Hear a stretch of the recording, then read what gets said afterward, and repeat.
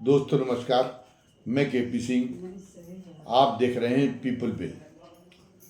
इस समय देश में जो कुछ दिनों से जाति संघर्ष का दावानल धधक रहा है, उससे बड़ी जो संवेदनशील लोग हैं उससे उन लोगों को बहुत चिंता हो रही, बहुत फिक्र हो रही है। लेकिन ये बुझने का नाम ही नहीं ले रहा है। अब था कि एक दो दिन रहेगा, दो तीन दिन रहेगा, लेकिन ये दावानल तो और ज़्यादा और तेज़ी के साथ में धधकने लगा। इसकी तेज़ी तो और ज़्यादा बढ़ रही है। अच्छा, दूसरी ओर बहुत ही अफसोस का विषय है कि सरकार को चाहिए था कि वो उसको बुझाने का प्रयास करती, बुझाने का वो उपक्रम करती, लेकिन इसकी बजाय सरकार तो बहुत अपना आत्मघाती रवैया दिखा रही। वो सरकार तो इसको और ज़्यादा हवा देने का काम कर रही है इस दावानल को। ये बहुत ही अफसोसजनक है।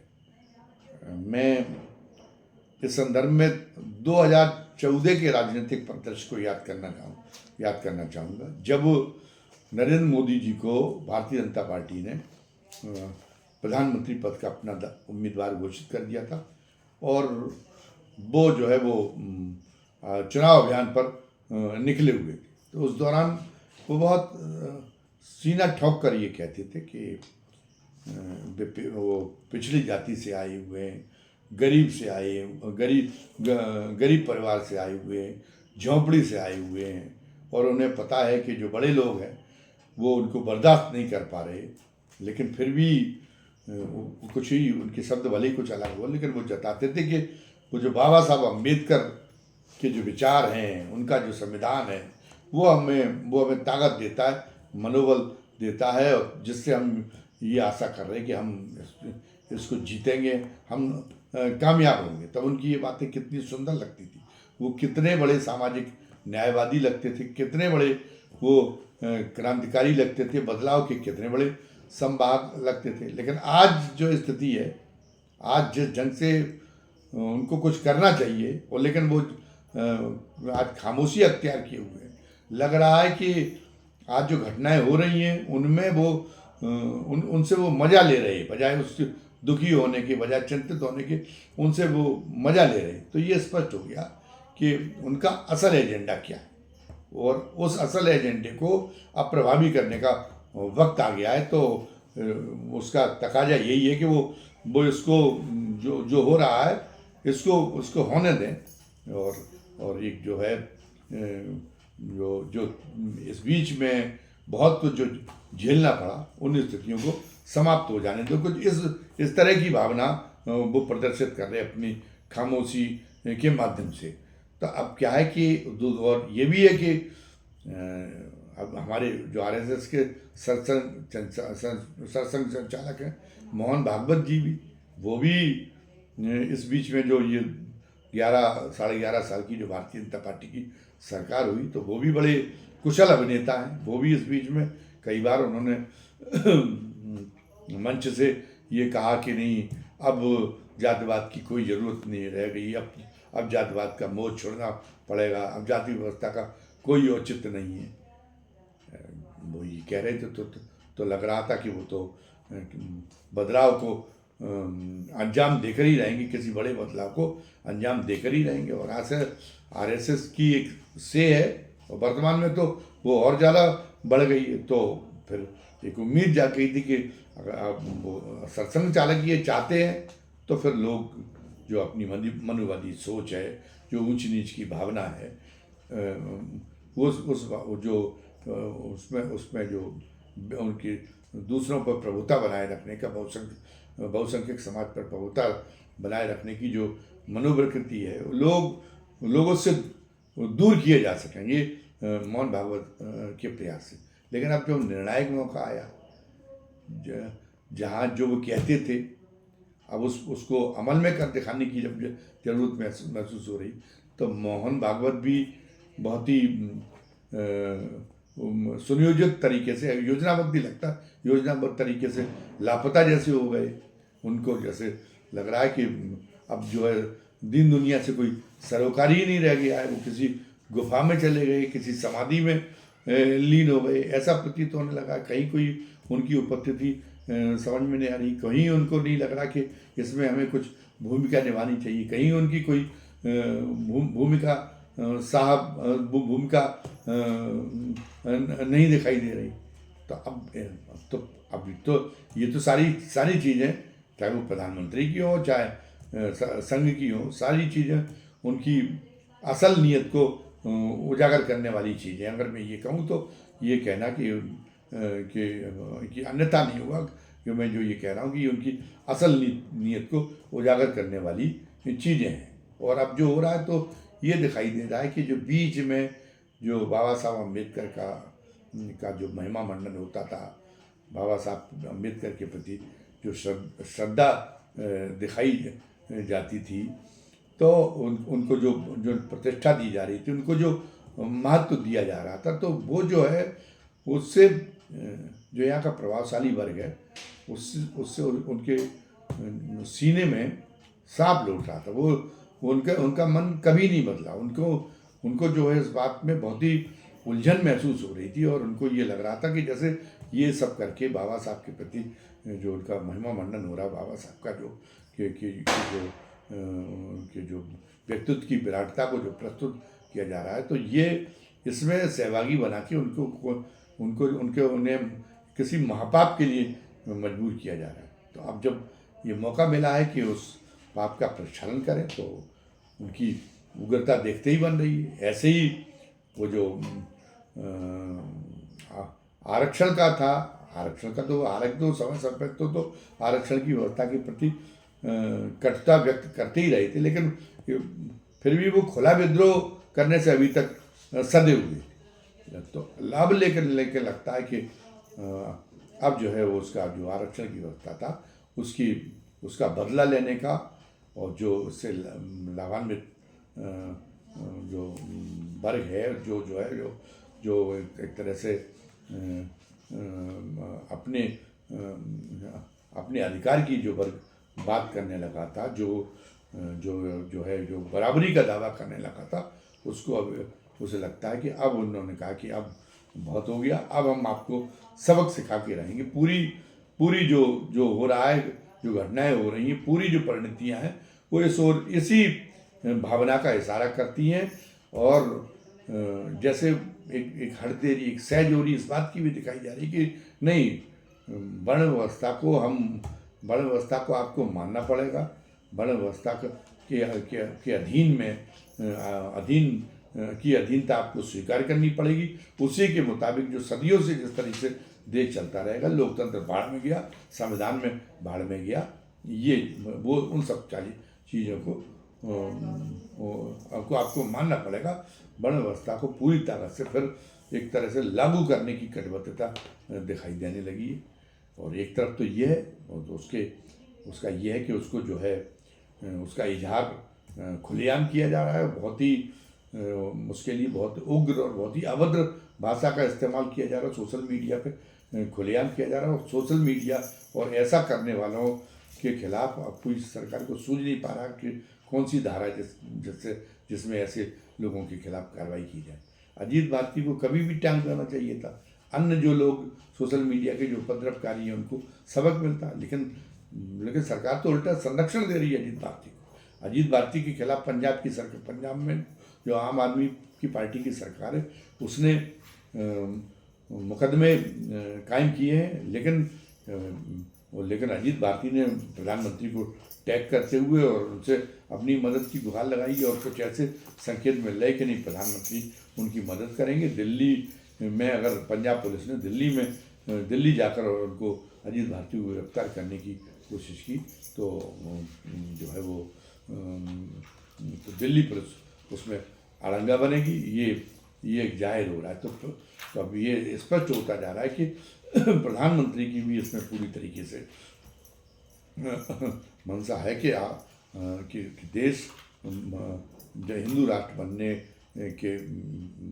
देश को हिंदू राष्ट्र बनाने के जो कई स्टेप में काम करने की उन्होंने योजना बनाए रखी हुई। तो अब जो तमाम सीढ़ियाँ चढ़ने के बाद अब जिस सीढ़ी पर वो देख रहे हैं देश को, तो अब वो ये चाहते कि नहीं, कि हम अब इस मौके पर वर्ण व्यवस्था को मनवा के रहें। दूसरी तरफ ये है कि जो दलित और पिछड़ा वर्ग जो जो वर्ण व्यवस्था के से उत्पीड़ित रहता है, जो वर्ण व्यवस्था के दमन का शिकार हुआ है, वो ये जो इस जरूरत को देख के वो भी प्रतिक्रिया व्यक्त करने पे आ गया है।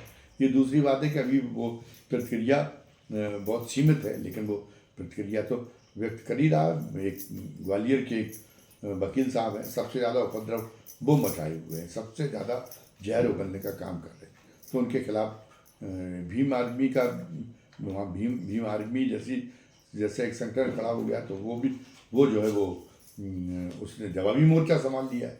तो अब ये एक तरह से एक जातीय युद्ध का कुरुक्षेत्र सस्ता हुआ दिखाई दे रहा है। तो अब ऐसे मौके पर प्रधानमंत्री को चाहिए कि वो हस्तक्षेप करें, लेकिन वो पता नहीं, वो सोचते हैं कि भले ही संख्या में ज़्यादा हो, संख्या बल में तो सदियों से ज़्यादा थे दलित तो पिछड़े, जिनके ऊपर एक अन्यायपूर्ण व्यवस्था ला दी गई, और लेकिन वो प्रतिकार नहीं कर पाए थे। तो वो सोच रहे कि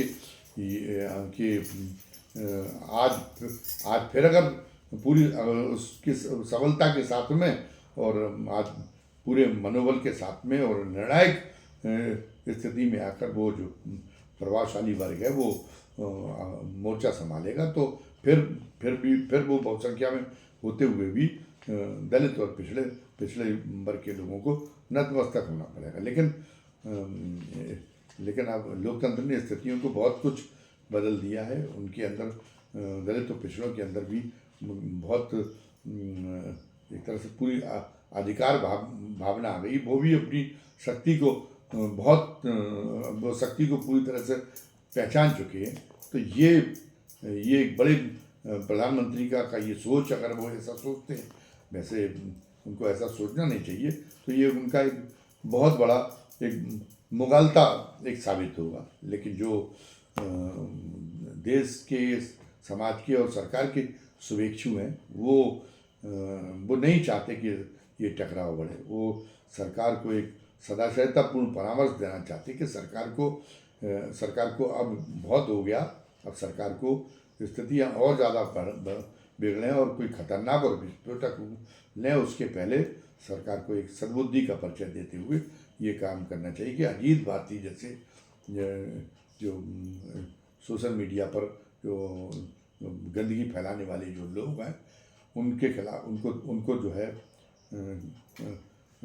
गंभीर धाराओं में गिरफ्तार करने की पहल वो करे, बजाय पंजाब सरकार के करने की वो भारतीय जनता पार्टी की सरकार करे, ताकि सारे जितने भी ये जो सोशल मीडिया पर जो इस तरह का की जो विस्मरण करते, उन सारे लोगों को एक सबक मिल सके। और जहाँ तक जो प्रधान न्यायाधीश सुप्रीम कोर्ट के जो प्रधान न्यायाधीश हैं भूषण राम गवई साहब, तो भूषण राम गवई साहब की जो एक अतिरिक्त टिप्पणी की वजह से जो इसकी विवाद की शुरुआत हुई, तो हालांकि उन्होंने जब उनको अगले दिन महसूस हुआ असावधानीवश उनको भगवान विष्णु के लिए उनकी कुछ बातें कोई ऐसी टिप्पणी निकल गई थी जो अवांछनीय थी। कई बार भूल हो जाती है, और सनातन धर्म तो इतना कट्टर भी नहीं है। तो अगले दिन उन्होंने कह दिया था कि नहीं, हमें सभी धर्मों का बहुत ज़्यादा सभी धर्मों का पूरी तरह सम्मान करते, तो बात ख़त्म हो जानी चाहिए थी। उन्होंने गलती करती थी, गवई साहब को नहीं करना चाहिए था, और बल्कि एक पूरी न्यायपालिका में आगे चल के भी एक तरह से ये व्यवस्था को लागू कर दिया जाना चाहिए कि तमाम मुकदमों में जो न्यायालय है वो कोई अतिरिक्त टिप्पणी नहीं करेगा, और फैसला जितनी बात जो फैसला करना है बस केवल वो फैसला सुनाएगा, बीच बीच में अतिरिक्त टिप्पणी वो नहीं करेगा। तमाम जो रिटायर्ड जज हैं सुप्रीम कोर्ट के, मार्कंडे काटजू हो या SN ढींगरा हो, सब इस बात का मशवरा भी दे रहे हैं। तो एक तरह से एक उनको जो गवई साहब हैं, गवई साहब को जो है जो एक एहसास कराने का काम भी हो रहा। तो ऐसा नहीं कि अगर किसी की अगर भावनाएं आहत हुई हैं तो उस भावनाओं को लेप लगाने का काम नहीं हो रहा। लेप लगाने का काम हो रहा तो बात खत्म हो जानी चाहिए। समझना चाहिए कि दलित भी सनातन समाज की एक अंग हैं, तो दरअसल तो उनको इस सीमा तक क्यों छेड़ा जाए किसी अवसर पे कि बात बनने की बजाय बिगड़ जाए, तो उसका परिचय देना चाहिए। और उसको, लेकिन ये न करके आप, पता चला कि वो जो सरफरा वकील था जिसने भाई व्यक्तिगत गवाही साहब पे जो उसने चलती हुई सुप्रीम कोर्ट में जब अदालत की कार्रवाई चल रही थी, तो जो जूता फेंकने का काम किया वो तो सुप्रीम कोर्ट पर, वो और सुप्रीम कोर्ट तो और संसद है, ये तो राष्ट्र के प्रतीक है, तो उससे एक तरह से उसने तो देश पर जूता फेंकने जैसी हिमाकत कर डाली। तो ये इस मामले में बहुत ही साफ होना चाहिए दृष्टिकोण सरकार का। और उसको जो है सुरेश वो सॉरी उनको जो राकेश नाम के जो वो हैं बुजुर्ग वकील साहब, उन बुजुर्ग वकील साहब के खिलाफ जिस तरह से संसद में पर्चे फेंकने वाले, गुब्बारे फोड़ने वाले युवकों के खिलाफ कार्रवाई हुई थी, जिनकी अभी तक जमानत नहीं हो पाई है, वो उनके तो संसद पर वो भी कोई वो हमला तो था नहीं, कोई वास्तविक हमला तो था नहीं, लेकिन आपने वहाँ पे धाराएं निकाल ली थी ऐसी जिससे वो अभी तक बंद बने हुए हैं। तो फिर आपको जो सुप्रीम कोर्ट में जो उसने हिमाकत की जिस वकील ने, उसके खिलाफ आपको धारा निकालना क्यों नहीं आ रहा? क्यों दिल्ली पुलिस ने उस दिन उसको हिरासत में लिया और फिर उसको ससम्मान जाने दिया, उसके जूते भी वापस किए जाए? ये तो आप ये सारा कर रहा है कि जैसे जो कुछ हुआ वो तो एक प्रशिक्षित दस्ते का सदस्य था वो वकील, और वो सारा का सारा जानबूझ कर कराया गया। और टिप्पणी की थी गवाही सामने, अब उसमें बाबा साहब अम्बेडकर कहाँ से आ गए, उसमें सारे दलित कहाँ से आ गए, उसमें आरक्षण कहाँ से आ गया? तो अब ये इन सारी चीज़ों को लेके विस्मरण करने का काम किया जा रहा है और माहौल बिगाड़ने का काम किया जा रहा है। और फिर भी सरकार चुप बैठी हुई। और कैसा पाखंड है कि आपको गवाही साहब की टिप्पणी पर आपकी भावनाएं इतनी आहत हो गई और भगवान आपको सपने देने लगे और सपने में भगवान नजर आने लगे और वो कहने लगे बड़ा बेचैन है। और अभी जब मायावती की सरकार चल रही थी, जो आज की सत्तारूढ़ पार्टी की, बहुत बड़ी उसको बड़ा हमदर्दी हो गई मौजूदा सत्तारूढ़ पार्टी का, तो मायावती ने तो अपने 2007 से लेके 2012 के कई कार्यकाल में कई बार भावनाएं आहत करने का काम किया। जब वो सार्वजनिक मंच से कहती थी कि ये जो पत्थर के देवी देवताओं को नहीं पूजो, ना इन पर दान चढ़ाओ, ये किस काम के आएंगे, मैं जिंदा देवी बैठी हुई हूँ, जो दान चढ़ाना है मुझे चढ़ाओ।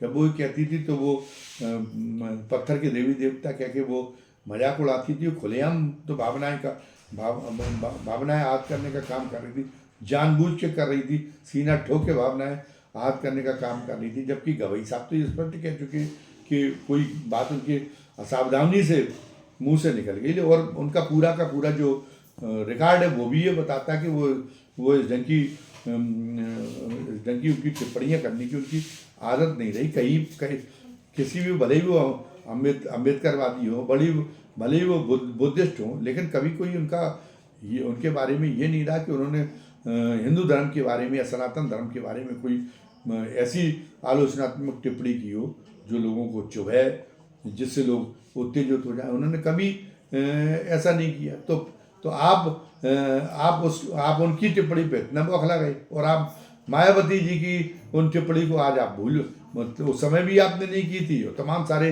जो सनातनी लोग थे वो उनकी पार्टी में विधायक बने हुए थे, उनकी पार्टी में मंत्री बने हुए थे, उनकी पार्टी में सांसद बने हुए थे, किसी ने उस समय इस्तीफा नहीं दिया था। तो स्पष्ट है कि वो अपनी तरफ से स्वतः स्फूर्त उनकी ये प्रतिक्रिया नहीं थी जिन वकील साहब ने ये जरूरत की थी। ये प्रक्रिया ये जो है ये उनको ये सुनियोजित ढंग से इसको कराया गया था, उनको जो है ये करने के लिए प्रशिक्षित किया गया था। और उनको जब उनको माध्यम बनाया जा रहा था, टूल बनाया जा रहा था, तो जो पर्दे के पीछे जो बैठे हुए सूत्रधार थे उन सबको पता था कि इसके बाद में क्या इसकी प्रतिक्रियाएं होंगी, किस जंग से बवंडर उठेगा, और सब कुछ ऐसा लगता कि उन्हीं की जो उनके द्वारा सोचे हुए प्लान के मुताबिक हो रहा है।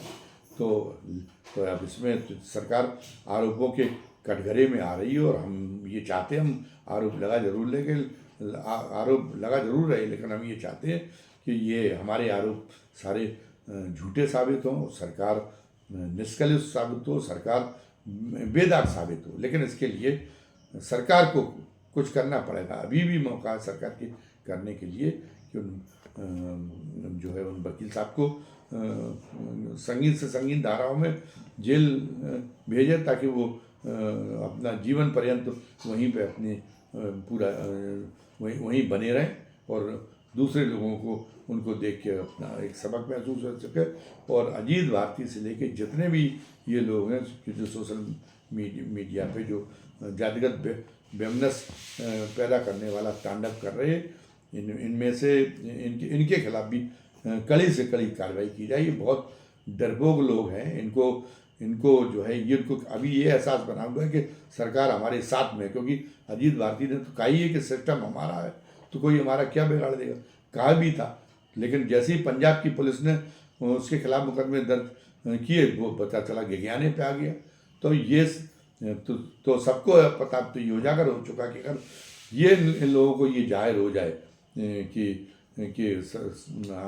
सरकार का हाथ हमारे ऊपर नहीं है, तो ये बहुत कार लोग हैं और ये अपने आप सुधर जाएंगे और स्थितियाँ शांत हो जाएंगी।